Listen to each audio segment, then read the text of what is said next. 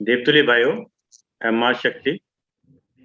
आज स्वाध्याय सत्संग का हमारा क्रमांक है 225 और आज हमारे बीच में आदरणीय डॉक्टर आर.के. काला साहब, जो काफी लंबे समय से कबीर दर्शन पे चल रहे हैं और उसी की धारावाहिक की जो है पार्ट 7 है।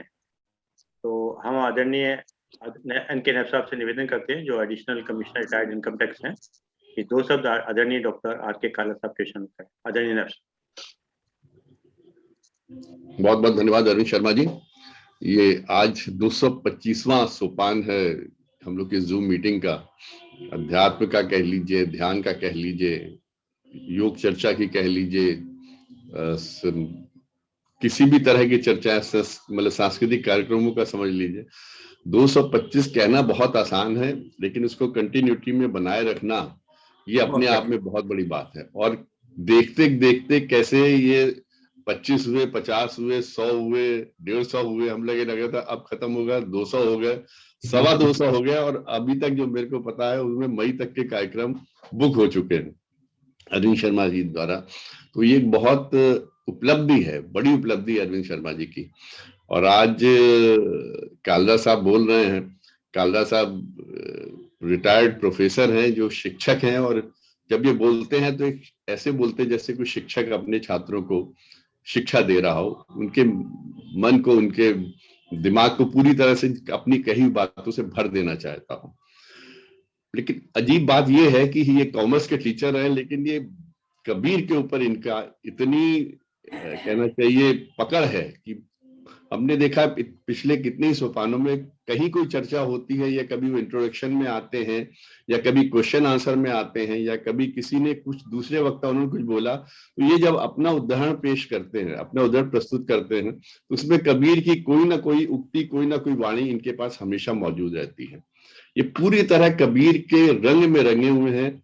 और मुझे अच्छी तरह याद है जब इन्होंने पहली बार अपना, ये आज तो इनका 7वां एपिसोड है, पहले एपिसोड में उन्होंने कहा था कि शर्मा जी ने मेरे को खाली एक बार बोलने के लिए बोला है कबीर वाणी पे, ये कम से कम 2 तो चाहिए ही, लेकिन वो 1 के 2, 2 के 3, 3 के 4, और चर्चाएं बढ़ती जा रही हैं। लोग सुनने को आतुर हैं, वो बताने को आतुर है, उनके पास कितना भरा हुआ है कबीर के बारे में, इतना ज्ञान है उनका।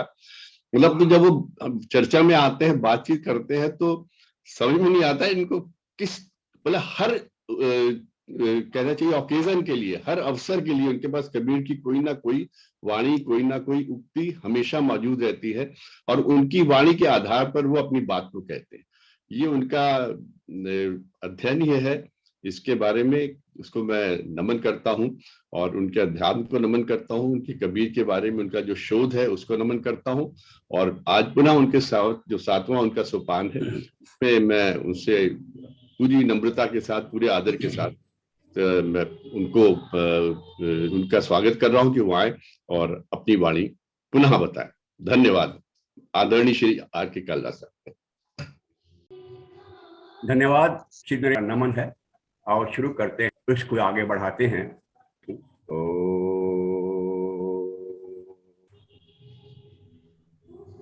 अस्तु मा सत्गमय तमसो मा ज्योतिर्गमय मृत्युर्मा अमृतगमय। ओम शांति शांति शांति।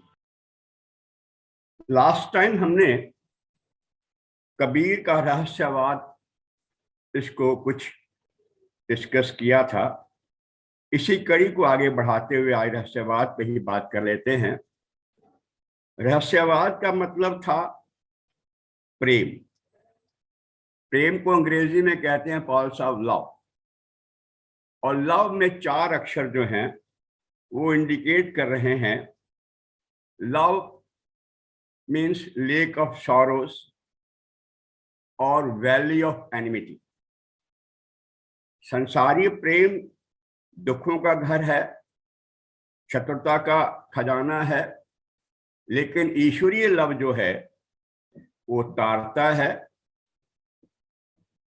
कबीर मन निर्मल भया जैसे गंगा नीर, पीछे पीछे हरि फिरे कहत कबीर कबीर। तो पिछले प्रसंग में हमने बात की थी कि रहस्यवाद क्या है, और उसके बाद यहाँ हमने छोड़ा था कि जो प्रेमी होता है, जो भक्तजन होता है, उसमें क्या क्या खूबियां होती, क्या क्या लक्षण होते हैं।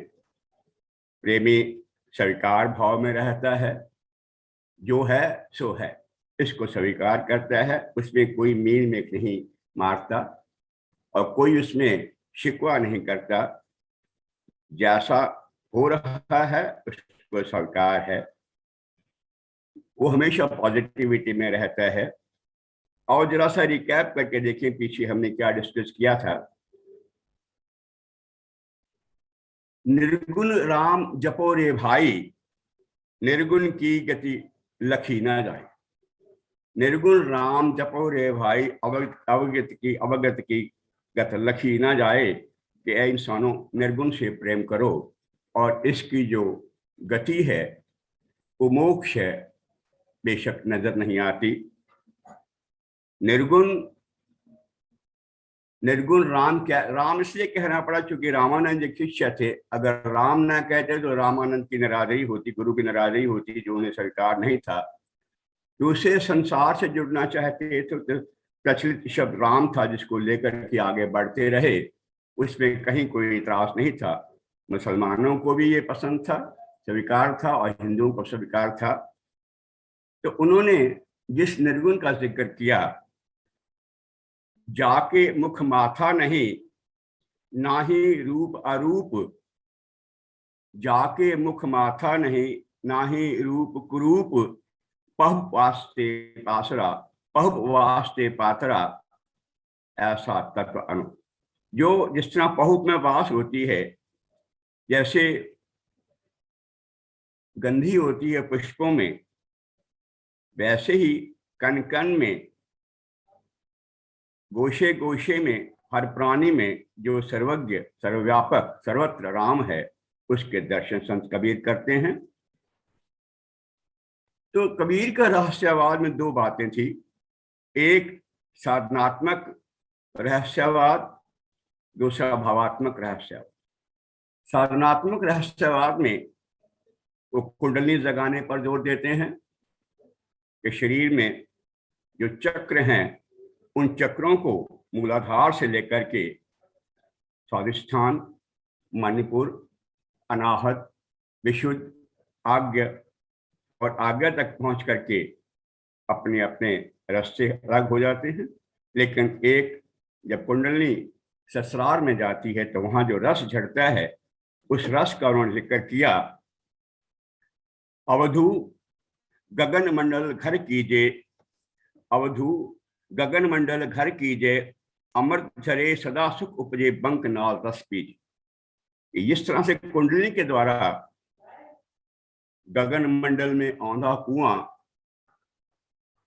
गगन मंडल में औंधा कुआं जहाँ अमृत का वासा, सगरा हो सो भर भर पिए, निगुरा जाए प्यासा। कि जो गगन मंडल में लगातार रस झर रहा है, उस रस को संत कबीर कहते हैं पियो।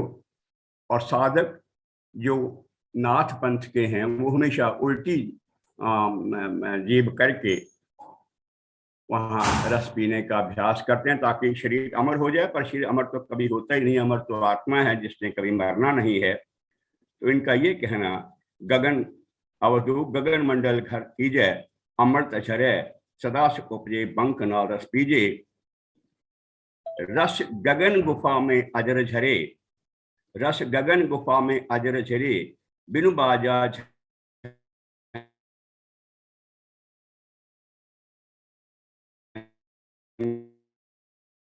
झंकार पड़े तब समझ पड़े जब चित्त से। जो एकाग्रचित हो जाता है, ध्यान में बैठता है, उस ध्यान बैठने के बाद वो जो सुख होता है जिसको अमृत कहते हैं, उस अमृत का अनुभव किया जा सकता है। लेकिन यानी ये उन्होंने कहा कि रस गगन गुफा में अजर झरे, बिन बाजा झंकार उठे, जब समझ पड़े जब ध्यान पड़े, बिनु ताल जहां कमल फुलाने, तेही चढ़ हंसा खेल कर। बिनु बिनु ताल जहां कमल फुलाने, यानी कोई सरोवर नहीं है पर वहां कमल फलते हैं, फूलते हैं, और वहां हंसा आत्मा जाके खेल करती है। बिनु चंदा उजियारी बरसे, जहां तहां हंसा नजर पड़े, दसवें द्वारे तारी लागी अकाल पुरुष वका ध्यान धरे। कि इस तरह से 10वें द्वार पे जाकर, शस्त्रा में जाकर के आनंद का अनुभव लिया जा सकता है। युगन युगन की तृषा बुझानी, कर्म भरम अग व्याधि करे। तो इस तरह जाकर के सारी व्याधियां खत्म हो जाती है, युगों की प्यास बुझ जाती है। लेकिन यहाँ पर वो संतुष्ट नहीं हुए, क्योंकि ये जो सुख है, ये जो अमृत है, ये जो आनंद है, वो टेम्परेरी है। जब ध्यान में आप, जब चित्त की एकाग्रता में आप बैठे हैं, एक निश्चित समय की सीमा है, उसके बाद तो आप उतरेंगे, फिर संसार में लगेंगे। तो ये जो आनंद है, इस आनंद से वो बहुत ज्यादा खुश नहीं थे, और शिकवा करते हैं उनसे जो कहते हैं गगन मंडल में कुंडली के द्वारा ऊपर रस पियो, गगना पवना दोनों दी से कहाँ गया योग तुम्हारा। इस तरह से जब आनंद की बात कहते हो कि मैंने सब देख लिया है, वहाँ जो योग लगता है, वहाँ जो आनंद झरता है, उसकी अपनी सीमा है, उसके बाहर वो नहीं।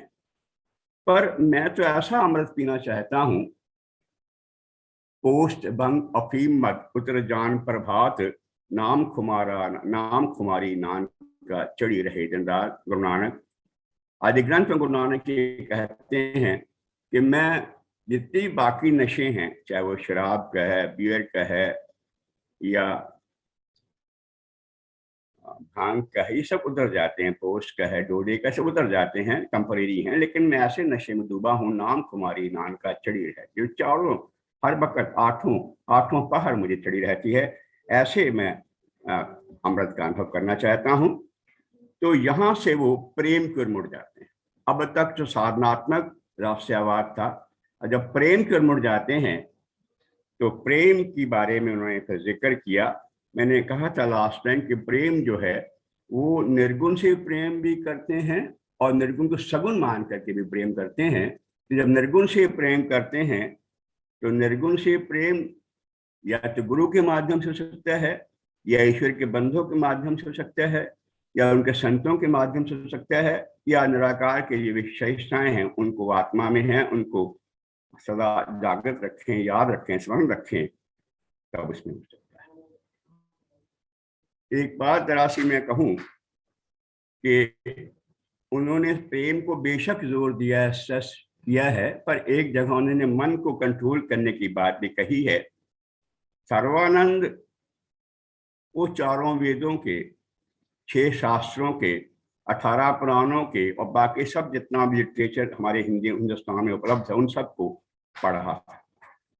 तो सर्वानंद ने सबको जीता। जितने भी ब्राह्मण पंडित विद्वान हो सकते, सब पर उन्होंने विजय प्राप्त की, और विजय प्राप्त करने के बाद अब वो सर्वानंद से सर्वाजीत बनना चाहते थे। तो सर्वाजीत बनना चाहते थे, तो उनकी माँ ने कहा कि तुम सर्वानंद, तुम सब जगह जीत कर क्या हो, पर सर्वाजीत तब कहलाओगे जब कबीर जैसे ज्ञानी को जीतो। तो बोले ठीक है, संत कबीर को मैं जीत लेता हूँ। तो संत कबीर को, हालांकि संत की जगह भक्त कबीर कहना ज्यादा उचित इसलिए है क्योंकि गुरु ग्रंथ साहब में जो भक्तों की वाणी दर्ज है, उसमें कबीर की, रविदास की, नामदेव की, छिंबा की, कई भक्तों की वाणियां दर्ज हैं। तो गुरु सिख जगत जो है इनको संत नहीं भगत कहता है, भक्त कहता है। तो भक्त कबीर, भक्त सर्वानंद जब कबीर जी के पास आए तो कबीर की बेटी कमाली दस्ते में पानी भर रही थी कुएं पर, और ये बैल पर लाल का लिटरेचर साथ लेके आ गए, क्योंकि जब शास्त्रार्थ करना है तो पता नहीं रेफरेंस के लिए कौन से ग्रंथ की, कौन से उपनिषद की, वेद की कहाँ जरूरत पड़ जाए। जब पूरा बैल बोरे दोनों तरफ लटके हुए उनको भर कर ले आए तो कबीर की लड़की खड़ी थी, बोला तुम्हारा क्या नाम? बोला कमाली। तुम एक काम करो, संत कबीर के पास जाओ, भक्त कबीर के पास जाओ और उनको ये भरा हुआ गिलास दे दो। और भरा हुआ गिलास पानी का दिया। उसके बाद बोले इसका जो जवाब कबीर दें वो वाला के मुझे सुना दें। तो संत कबीर से वो गई, उससे पहले जाने कि उसने एक बात जरूर कही कि कबीर का घर शिखर पे जहां चल रही गैल, पहुंच सके पपील का लादे आए बैल।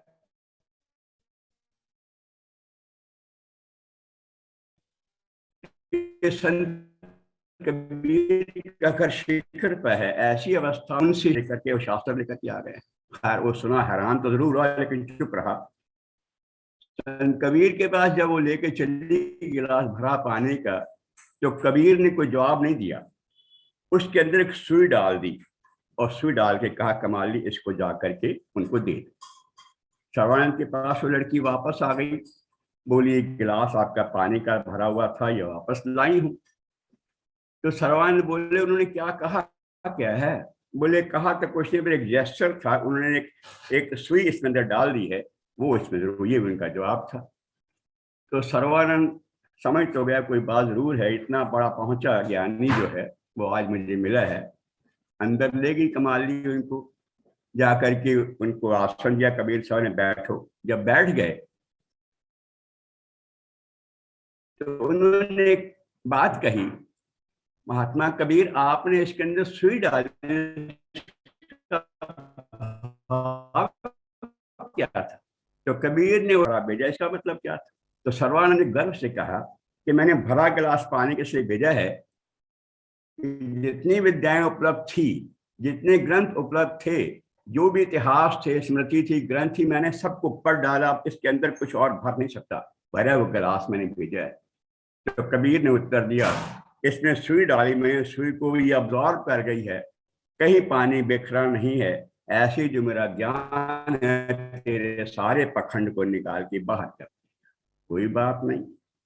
उसका शास्त्रार्थ जब शुरू हुआ तो कबीर बोले कि मेरे बारे तो साफ ये कहा जाता है कि मसी कागज छो नहीं, कलम गही नहीं हाथ, तीन लोग की संपदा जो गुरु देनी।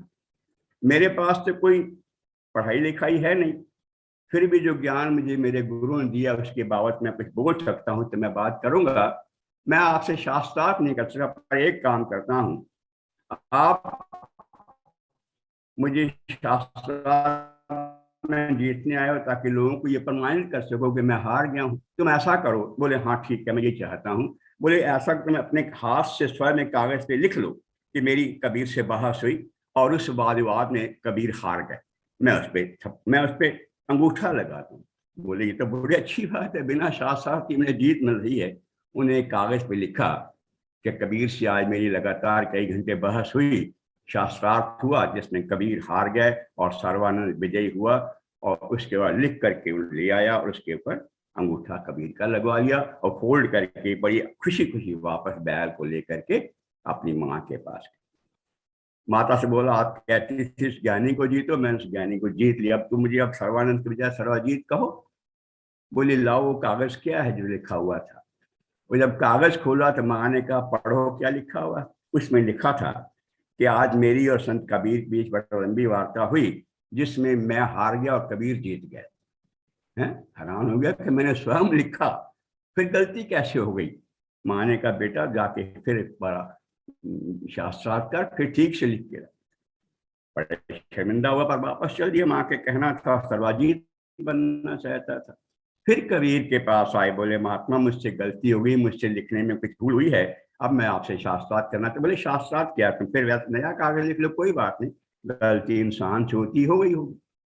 तो उसने बड़ा सोच समझ के फिर से खाली कागज लिया, लिखना शुरू किया आज मैं इस तारीख को, इस दिन, इतने बजे संत कबीर के साथ मेरा शास्त्रार्थ हुआ। यद्यपि इसमें कोई उपलब्ध नहीं था, लेकिन संत कबीर को मैंने जीता, वो हार गए, और ये उनके अटेस्टेशन है। उन्होंने उसको रेटिफाई कराया, अंगूठा लगवाया, और उसके बाद उसको बंद करके ले आए। माँ से बोले मैं आज जीत के आ गया, उन्होंने लिख करके दे दिया। मैंने कहा अच्छा पढ़ो तो क्या लिखा है, और पढ़ा, फिर वही लिखा हुआ था, आज बहस में कबीर जीते, मैं हार गया। अब हैरान था कि मैं हर तरह से कोशिश करके हार गया हूं, लेकिन ये बात संभव नहीं हो पा रही, ये कैसे हो गया। तो वापस आया, अब की बार वो अभिमान लेके नहीं आया, वो दंडवत होकर के उसने प्रणाम किया, आके बैठा, बोले महात्मा कोई बात जरूर है जो मैं लिखता हूँ बार बार, स्वयं अपने कलमों से अपने होशावाश में लिखता हूँ, फिर गलती कैसे हो जाती है। तो संत कबीर बोले कि सर्वानंद, तुम्हें इतना अभिमान हो गया है शास्त्रों के पढ़ने का, वेदों और ग्रंथों के पढ़ने का, तुम अपने को सबसे ऊंचा समझने लगे, और तुम इतने ब्राह्मणों और विद्वानों की जीत आए हो, इससे तुम समझते हो कि हर चीज तुमसे ऊंची, और तुमने गिलास पानी का भर के भेजा कि मेरी खोपड़ी में कुछ और समा ही नहीं सकता, लेकिन मैं तुम्हें ज्ञान की बात कहता हूँ, उस ज्ञान की बात को जब तुम समझ जाओगे तो तुम्हारा वो सारे का सारा ज्ञान खत्म हो जाए। पर पहले ये करो कि शास्त्र जितने तुम्हारे पास हैं बोरों में, इनको जाके नदी में फेंक करके आ। अब वो तैयार था, नदी फेंक करके आ गया। जब बैठा तो उन्होंने कहा सर्वानंद एक बात याद रखना कि पढ़ने से दिलों को जीता नहीं जाता, वेदों के पढ़ने से, ग्रंथों के पढ़ने से जितना मर्जी होशियार बन जाने से आप अच्छी आर्ग्यूमेंट कर सकते हो, अच्छे उपदेश कर सकते हो, पर इससे ईश्वर को जीता नहीं जा सकता। ईश्वर को जीतने का एक ही तरीका है, कबीर आप ठगाइए और न ठगिए कोई, आप ठगे सुख बुझे और ठगे दुख। कि आप अपने आप को सुधारो, अपने मन को सुधारो। और याद रखो, एक उन्होंने एक और जुमला छोड़ दिया कि पाप करे सुख होत है, पाप करे दुख जाए, पाप करे सुख होत है, पाप करे दुख जाए, पाप करे सब सुख मिले, साईं मही समाए। हैरान हो गया, महाराज आप क्या कह रहे हैं, मैं पाप करूं और पाप से दुख चले जाएंगे, सारे सुख मिल जाएंगे, और मेरी सिमाई परमात्मा में हो जाएगी। संत कबीर ने कहा नहीं, जो तो समझ रहे हो ऐसा नहीं है। इसका अर्थ ये है कि जैसे कहते ना रुको ना चलो, रुको ना चलो, रुको तो रुक जाओ, ना चलो, पर ना अगर इधर लगा दें तो रुको ना, इसका अर्थ हो जाएगा चलो। बोले पाप में से तुम पैर हटा दो, पा पकड़े, पैर पकड़ने से पा पकड़े सुख है, पा पकड़े दुख जाए, पा पकड़े सब जग मिले, पा पकड़े प्रभु समाए। कि जो पैरों को पकड़ लेता है, चरणों को पकड़ लेता है संत के, महात्मा के, गुरु के, उसका कल्याण होता है, सुख भी आते हैं, दुख चले जाते हैं, और साईं के अंदर समाना संभव होता है। जब उसने ये बात सुनी तो सारा अपना ज्ञान भूल गया, अपनी सारी विद्या खत्म करके एक गुरु के चरणों में झुकना सीख लिया। उस दिन से वो गुरु के साथ लग, आगे चल के कृष्ण कबीर का बड़ा भाई। तो यहाँ पर उन्होंने बेशक प्रेम की बात नहीं की, लेकिन उसके मन को जीतने की, जो कामनाओं से रहित हो गया, अपने मन को जीत गया, जिसने सारे विषयों को त्याग कर दिया, उनको ऊपर आ गया, उनको नियंत्रण कर लिया, उसको बराबर सुख हो जाता है।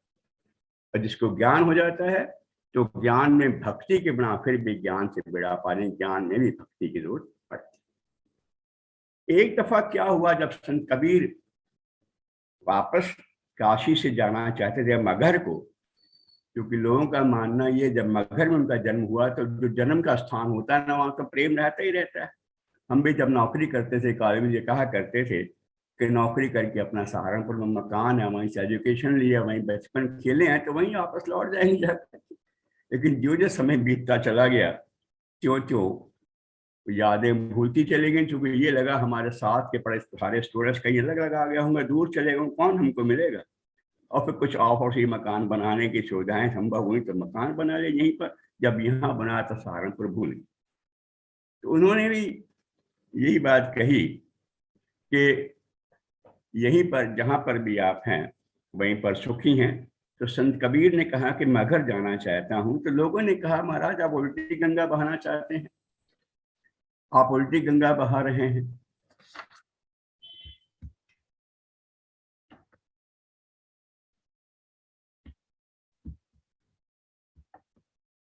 आवाज आ रही है शर्मा जी? आवाज, आपकी आवाज आ रही है, स्पष्ट है, साफ आवाज है आपकी। हेलो। हाँ, आवाज साफ है साहब, बिल्कुल ठीक है।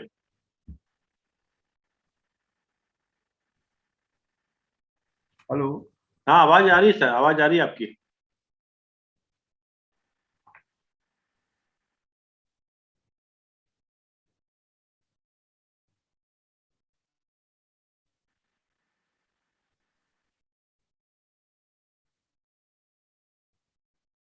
आवाज सही है सर आपकी।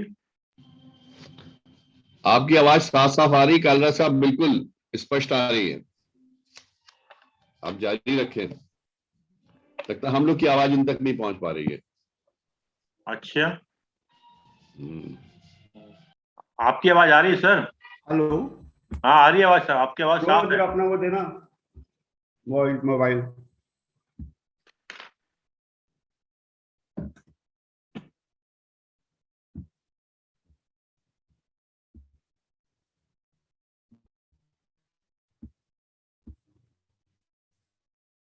हेलो।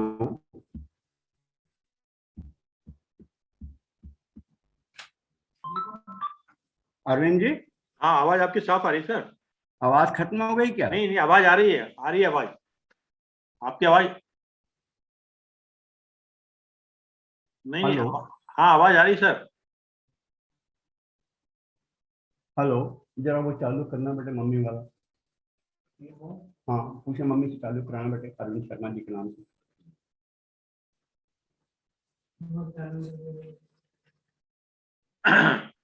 हेलो। हाँ सर, सर आवाज बिल्कुल साफ है आपकी। आवाज आ गई क्या? हाँ, बिल्कुल आ गई, बिल्कुल आ गई। आप बोल सकते हैं। आपको हमारी आवाज आ नहीं आ रही रही? है? हाँ, आ रही है सर, आ रही है। देखते हैं, चालू।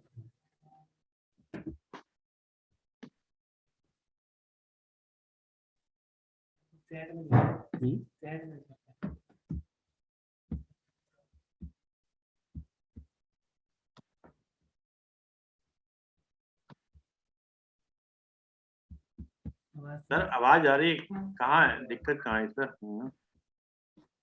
बागी तो जी आप बताओ, बागी जी आप संत बताओ। कबीर हाँ। जिस वक्त मगहर जाना चाहते, लोगों ने कहा आप अब उल्टी गंगा बहाना चाहते हो, तो संत कबीर बोले कि जब तेरी ईश्वर में लगन लगी है और जिंदगी भर मैंने ईश्वर की पूजा की है, तो और आप भी कहते ईश्वर कण कण में है, मजा तो तब है जब मैं मगहर में जाऊं, जो कि ऐसी मान्यता है कि जो काशी में आकर के मरता शरीर छोड़ता है, उसे उसे परम पद मिलता है, मोक्ष मिलता है। और जो मगहर जाके मरता है वो पहले गधे को जीवन को मिलता है, फिर उसके बाद आवागमन शुरू हो जाता है।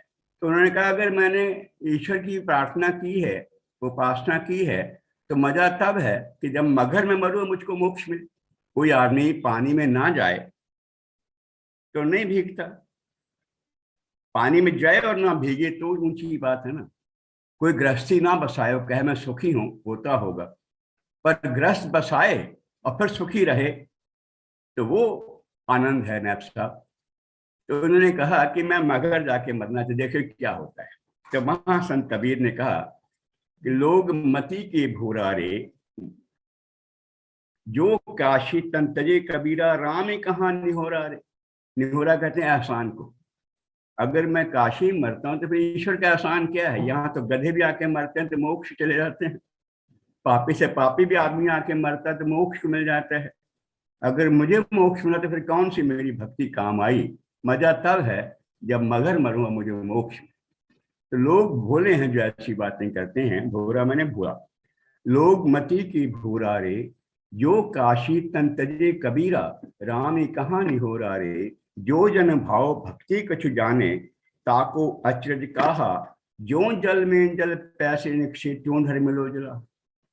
जो जल में जल पैसे निक्षे त्यों धर, जिस तरह जल जल में, इनका रहस्यवाद का आधार यही था कि जल में कुंभ, कुंभ में जल है, बाहर भीतर पानी, फूटा कुंभ जल जल ही समानी एहु तत्कर हो गया, कि जल जल में मिल जाता है। जैसे पानी में, जल में, घड़े में पानी है और नदी में पानी है, दोनों तरफ पानी अंदर बाहर है, और कोई भला मानस अगर घड़े को तोड़ देता है तो दोनों पानी मिक्स अप हो जाते हैं, फिर अंतर करना मुश्किल है।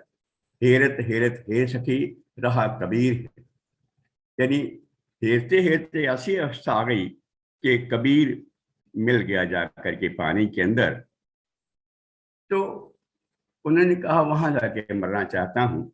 लोग मती के भोरा रे, जो काशी तंतजे कबीरा, राम कहाँ निहोरा रे, जो जन भाव भक्ति कछु जाने, ताको अचरज कहा, जो जल में जल पैसे निक्षे, तो धर्म लो जुलाहा, कहत कबीर सुनो मेरे लोई, भ्रम न भूले कोई, क्या काशी क्या ऊसर, मगर राम हृदय जो सो, राम हृदय जो सो। कि जब मेरा मन राम में लगा हुआ है, श्री राम में सब जग जानी, करूं प्रणाम जोर जग पानी, जब सब और मैं श्री राम के दर्शन करता हूँ, ईश्वर को देखता हूँ, कन कन व्यापक ईश्वर मेरे साथ है, अंदर बाहर वही परमात्मा है, तो मुझे क्या फर्क पड़ता है मैं काशी या मैं घर किसी भी जगह मरूं।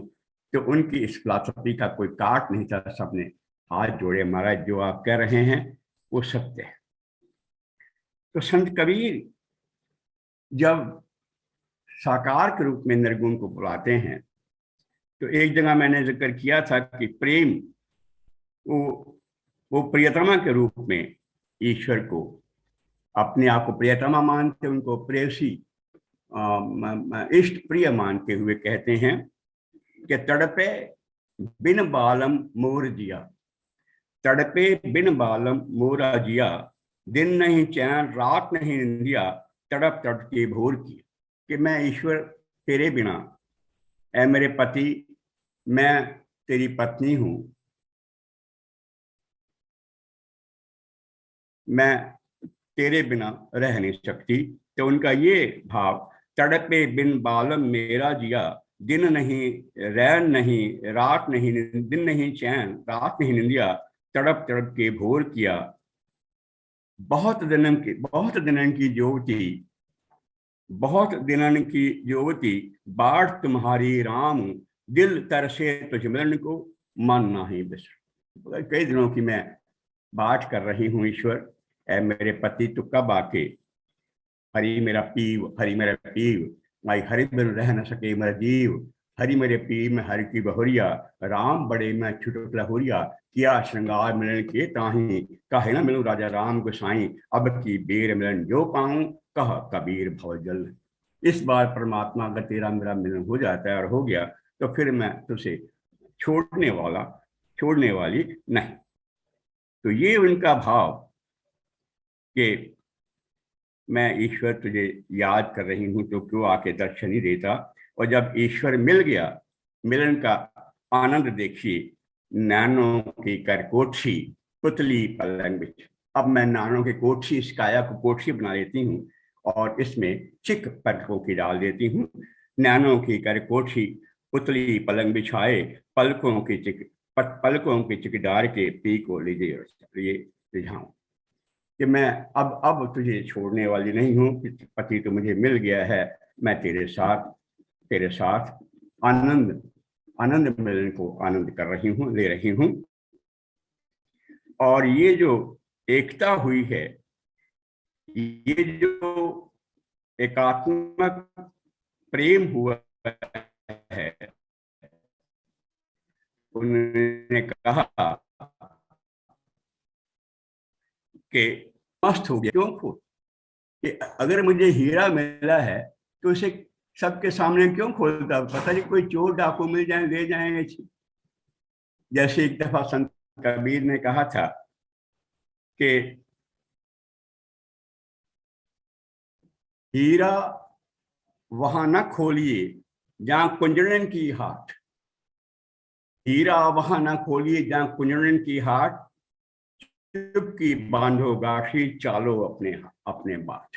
कि जहां कुंजड़न बैठी हुई हैं, सब्जियां बेचने वाले बैठे हुए हैं, वो तेरे इस ज्ञान को क्या समझेंगे। तू उपदेश मत दे, अपने आप जब जिसको प्यास होगी, कुआं जब पानी दे रहा है तो प्यासा चला आएगा, तो चिंता मत कर। हीरा वहां न खोलिए जहां कुंजड़न की हाट, चुपकी बांधो गारसी लागो अपनी बात। तो कबीर कहते हैं, मन मस्त हुआ तब क्यों बोले, हीरा पायो गांठ कचायो, बार बार को क्या खोलूं क्या खोले। हल्की थी तब चढ़ी तराजू, हल्की थी जब चढ़ी तराजू, पूरी भई तब क्यों तोले। सूरत कलारी भई मतवारी, मदवा पी गई दिल।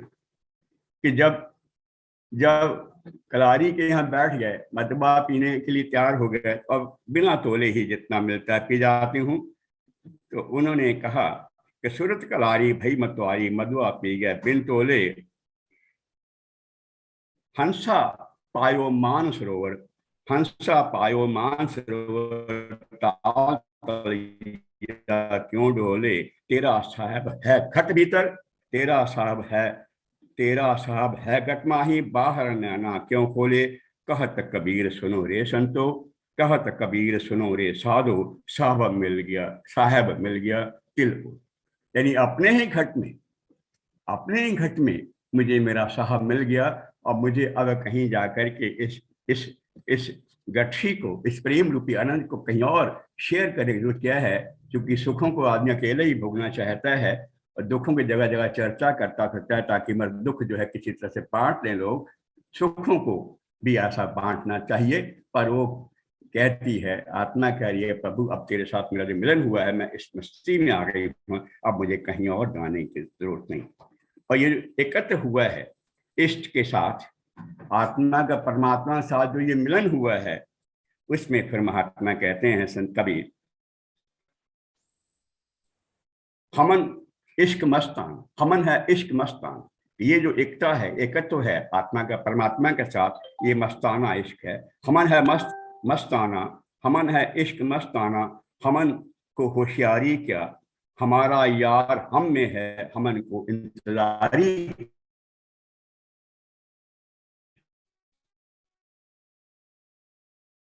हमन को होशियारी क्या, जो बिछड़े हैं प्यारे से, भटके दर बदर फिरते, ना पल बिछड़े पिया हमसे, ना हम बिछड़े प्यारे से। रहे आनंद या जग में हम उड़िया से यारी क्या, हमें दुनिया से यारी क्या, उन्हीं से इन्हें लागी है हमको, और मेरी यारी क्या।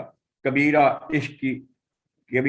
इश्क का आनंद यही है, दूरी को दूर कर दिल से, जो चलत राह नाजुक है, हमन को इश्क है मस्तान। यानी भाव यह है कि जो एकत्व हुआ है उसमें जो आनंद बरस रहा है, दिन रात बरस रहा है, कोई सीमा समय की नहीं है, क्योंकि प्रेम की सीमा होती नहीं है। मैंने पीछे कहा था कि जब बेटा माँ से चाहे, माँ की गोदी में आकर के प्रेम कर सकता है, ऐसे ही पति पत्नी हैं, जब चाहें प्रेम के रस में डूब सकते हैं। शारीरिक प्रेम से ऊपर उठ करके जब आत्मा है, परमात्मा जब चाहे वो एका कर सकती है, एकत्व में आ सकती है। तो महात्मा ये कहते हैं, संत कबीर ने कहा कि अब मुझे ऐसा आनंद मिला है, ऐसा निर्गुण प्रेम मेरे अंदर बहा है कि अब मैं जब शरीर भी छोड़ूंगी तो सूरज किरण मिली, क्योंकि सूरज की किरणें हैं, जब दिन ढलता है तो सूरज की किरणें वापस जाकर मिल जाती हैं। सूरज किरण मिली, जल का जल हुआ राम, ज्योति ज्योत मिली, संपूर्ण थी यह काम। जिस काम की ज्योत में मिल जाती है, ऐसी मेरा शरीर, मेरी आत्मा अपने परमात्मा में, अपने जाके घर में मिल जाएगी, मुझे और की परेशानी नहीं होगी। हेरत हेरत हे शक्ति रहा कबीर हेराए, बूंद समानी समझ से शोकत हेरत जाए। जब बूंद समझ से मिल जाएगी तो उसको अलग कैसे किया जा सकता है। यह जो है ये द्वैतवाद है कि आत्मा ब्रह्म का अंश अलग है, जब ब्रह्म में मिलेगी तो एक हो जाएगी। पर अद्वैत भी उन्होंने अपनाया। शंकर जब वो कहा करते थे हम तो एक एक कर जाना, दो ही कहें तिनको है, दो जग जिन नहीं पहचाना, कि हम अद्वैत भी हैं और द्वैत भी हैं, किसी भी हाल में हैं, ईश्वर से प्रेम करना हमारा धर्म है। तो कबीर कहते थे, अब ना मरिबे मरे बै मन माना, ते नर मुए जिन राम न जाना। अब मैं नहीं मर सकता क्योंकि मेरा व्यष्टि मन समष्टि मन में मिल गया है। कहो कबीर मन मन ही समाना, अब न मरे, अब न मरे मरहे संसारा, यानी अब न मरे मरहे मन माना, ते नर मुए जिन राम न जाना। साकत मरे संत जन जीवे, भर भर राम रसायन। जो साकत है, जो निर्गुण है, जो निगुरा है, बिना गुरु के है, जिसको ये प्रेम नहीं मिला, वो मरे रस रस राम रसायन। जो भक्त है वो भर भर राम रसायन पियो, हमको मिले जीवालन हार। कबीर कहते हैं, डंके की चोट कर रहे हैं कि हम न मरे हैं मरे बे संसारा, कि हमको मिले जीवालन हार। जो जीवाने वाला है, जो ईश्वर कृपा से, जिसकी कृपा से संसार में हम लाए गए हैं, वो ईश्वर छोड़ता भी इसलिए संसार में जीव को अकेले है, एक दफा उसे पता लगे कि जल है कहाँ। मछली को जल में रहती है, उसका जल में ही जन्म हुआ है, जल में रहती है, जल में उसे पता ही नहीं जल क्या होता है। पर अगर उसको कोई पकड़ के बाहर निकाल दे, 1 मिनट को भी तड़प जाएगी, उसे पता लगेगा जल क्या होता है। तो वो जो तड़पन मछली जल के बाहर निकल के महसूस करती है। जल में रहते पता नहीं जल क्या है। जल में मीन प्यासी मुझे सुन सुने आस, यानी अगर जल में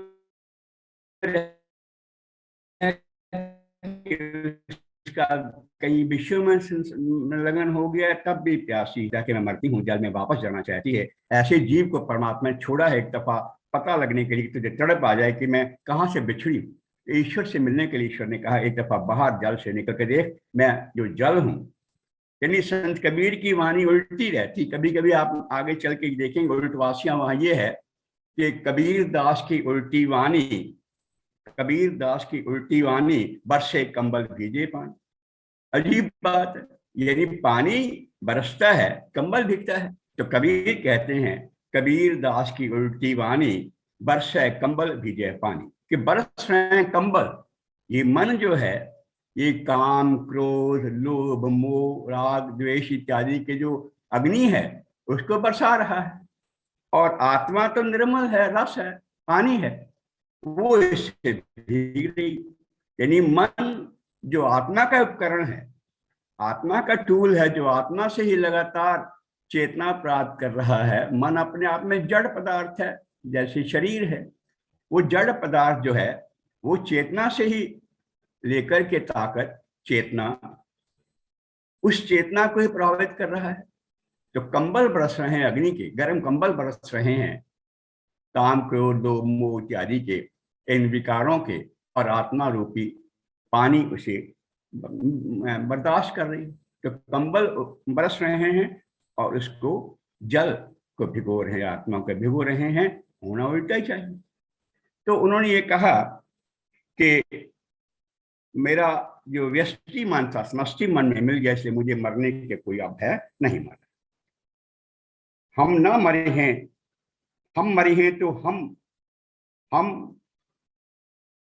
हम कहो कबीर मन मन ही मिलावा, अमर भय सुख सागर पावा। कि हरि मरे हैं तो हम मरे हैं। अगर हरि मरता है, क्योंकि हरि तो चेतन है, सर्वज्ञ सर्वत्रयामी और सर्व व्यापक है, अक्षय अमर है। अगर हरि मरता है तो हम मरेंगे, क्योंकि आत्मा तो उसी तरह के सारे गुण लिए हुए ना। आत्मा भी प्योर है, पवित्र है, आनंद है, सुख है, शांति है। तो हरि मरे हैं तो हम मरे हैं, हरि ना मरे हम काहे को मरिए। कहो कबीर मन मन ही मिलावा, अमर भय सुख सागर पावा। कि जब मेरा व्यष्टि मन समष्टि मन में मिल गया है तो मुझे सुख सागर क्यों मरे। बहुरी हम काहे को आवेंगे, फिर दोबारा संसार आवागमन क्यों हो। बहुरी हम काहे को आवेंगे, बिछड़े 5 तत्व की रचना, तो हम राम ही पावेंगे। मैं जिंदा भी राम में ही हूँ, मैं चलते फिरता राम में ही, उठता बैठता सोता जागता हूँ, त्याग करता हूँ, ग्रहण करता हूँ, ईश्वर में रहता हूँ, उसकी गोदी में ही हूँ, फिर भी गोदी में ही लगूंगा। यानी ये जीते जी घोषणा करना, जीते जी कह देना कि मैं नहीं मरने वाला हूँ। तो संत कबीर का कहना, बहुरी हम काहे को आवेंगे, बिछड़े पांच तत्व की रचना, तब हम राम ही पावेंगे। पृथ्वी का गुण पानी सीखा, यानी जैसे शरीर जाता है पृथ्वी, जल में जल, अग्नि में अग्नि, वायु वायु गगन में, पृथ्वी का जल पानी सीखा, पानी तेज मिलावेंगे, तेज पवन मिली, पवन शब्द मिली, सहज समाधि लगा। सहज समाधि, सहज समाधि, जैसे पीछे मैंने कहा था, संतो सहज समाधि फली। सहज समाधि का मतलब होता है अपनी सहज अवस्था में रहना। आत्मा का जो सहज अवस्था है वो आनंद है। जो स्वस्थ हो गया, क्योंकि हमारे भारतवर्ष में तो बड़ा जाति पाति पे चक्कर रहता है। विनोबा भावे से किसी ने पूछा, आप कौन से ब्राह्मण हैं? आप गौर ब्राह्मण हैं, कुब्जा ब्राह्मण, क्यों और ब्राह्मण? बोले, मैं केवल स्वस्थ ब्राह्मण हूं। मुझे अच्छी नहीं लगी बात। स्वस्थ ब्राह्मण का मतलब ये है कि अभी तक तो केवल गौर ब्राह्मण, कुब्जा, अब कैटेगरी स्वस्थ ब्राह्मण की होना शुरू हो जाएगी आगे चलकर। मैं केवल स्वस्थ हूं इतना कह देते, ब्राह्मण शब्द न लगाते। मैं केवल स्वस्थ हूं अर्थात स्वयं में स्थित, अपने आप में स्थित हूं। अपने आप में स्थित होने को कहते हैं सहज समाधि। तो संत कबीर जो सहज समाधि कह रहे हैं, उसे उसे विनोबा भावे स्वस्थ होना कह रहे हैं। आदि भली साइंस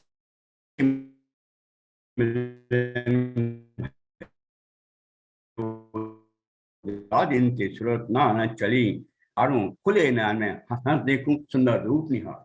कहूं सो नाम सुनूं सो सिमरन, जो कुछ करूं सो पूजा। ग्रह उद्यान एक सम देखूं भाव मिटाऊं। चाहे ग्रह है चाहे उद्यान है, एक जैसा नजर आता है। जैसे महात्मा कहा करते थे कि प्रेम भाव एक चाहिए, प्रेम भाव एक चाहिए, चाहे कोई वेश बनाए, चाहे घर में वास कर, चाहे वन में। एक प्रेम भाव, बस जो प्रेमा भाव है उसकी जरूरत है।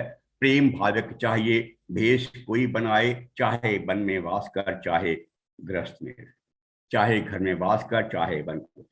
तो संतोष सहज समाधि भली, साईं से मिलन भयो जा दिन के, सूरत ना चली, आंख ना मूंदूं, कान न रूंदूं, काया कष्ट न ढारूं। क्योंकि ना मैं आंख बंद करता हूँ, ना नाथों से कान फड़वाता हूँ, काया को तकलीफ नहीं, क्योंकि तब का मतलब काया को तकलीफ नहीं, क्योंकि नाथ लोग शरीर को कोड़े मारते हैं, तक तकलीफें देते हैं कि शरीर की वजह से हमें आत्मा, पर ये नहीं पता कि आत्मा को ईश्वर का विधान है कि शरीर देता है जब तक मोक्ष न हो जाए। तो कहते हैं तब ऐसा नहीं मुझे चाहिए। संतोष सहज समाधि भली, साईं से मिलन भयो जा दिन के, तुरत न चली, आंख न मूंदूं, कान न रूंदूं, काया कष्ट न धारूं, खुले नयन में हंस हंस से कुछ सुंदर रूप निहारूं। कहूं सो नाम सुनूं सो सिमरन, जो कुछ करूं सो पूजा। गृह उद्यान एक सम देखूं भाव मिटाऊं दूजा। जह जह जाए सोई परिक्रमा, जो कुछ करूं सो सेवा। जब सोऊं तब करूं दंडवत, पूजू और न देवा। शब्द निरंतर मनवा राती, मलिन वचन को त्यागी। उठत बैठत कभू न बिसरी, ऐसी तारी लागी।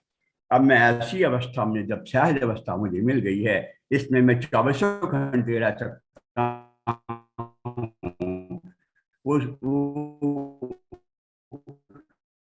जो अवस्था में दबा जाता हूँ, तो 24 घंटों में जब चाहे मैं इस अवस्था में आ जाता हूँ। तो मुझे अब ऐसी तारी लगी है, इसमें कोई उन्मनी रहती है, मन मेरा खत्म हो गया है। जब मन खत्म हो जाता है तो केवल आत्मा ही बचता है। इस आत्मा में जब अपने रूप में स्थित हो जाता हूँ तो मुझे आनंद ज्ञान मिलता है।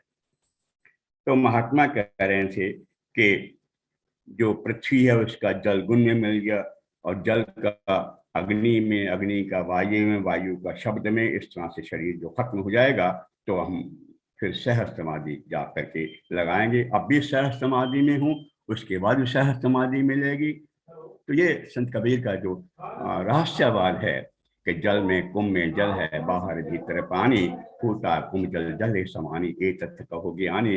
हेरत हेरत हे सती रहा कबीर हेराए, तो बूंद समानी समंदर में शोकत हेरत है। वो कैसे अलग की जा सकती है?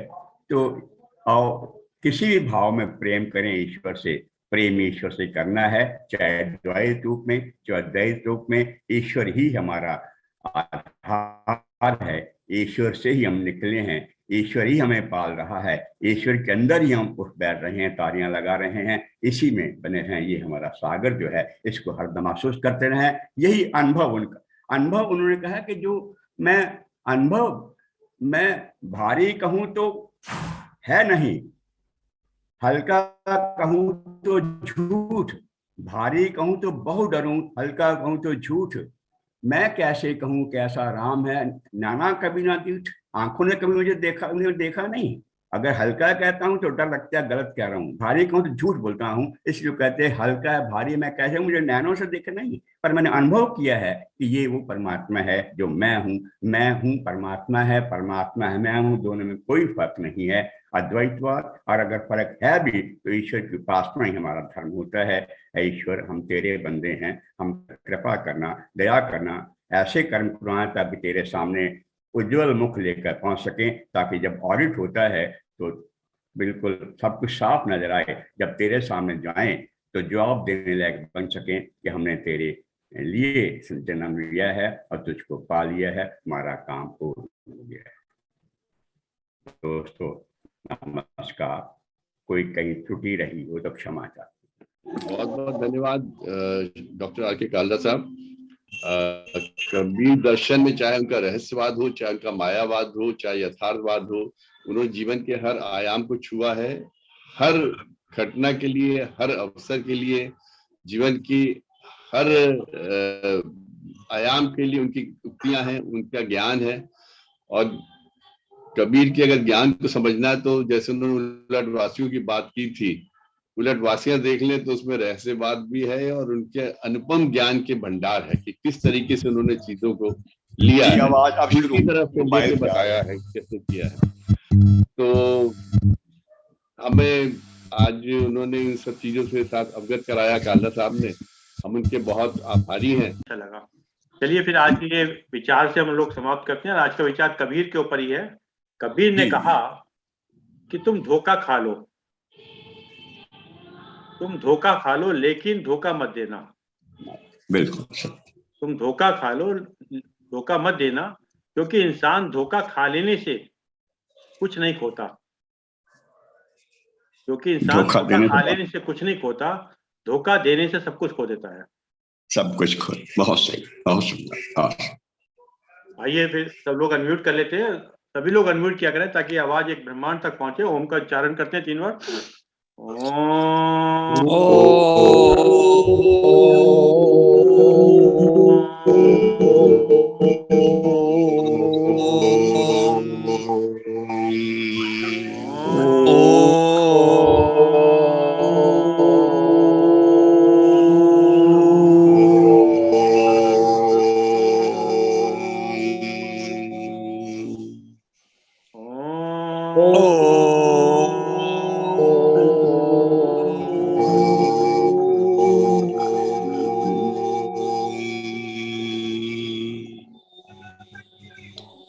शांति शांति शांति।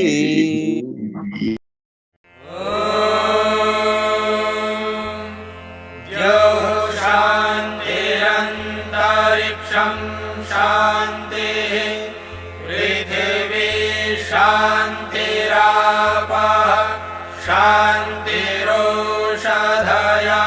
शांतिः वनस्पतयः शांतिर्विश्वे देवाः शांतिर्ब्रह्म शांतिः सर्वं शांतिः शांतिः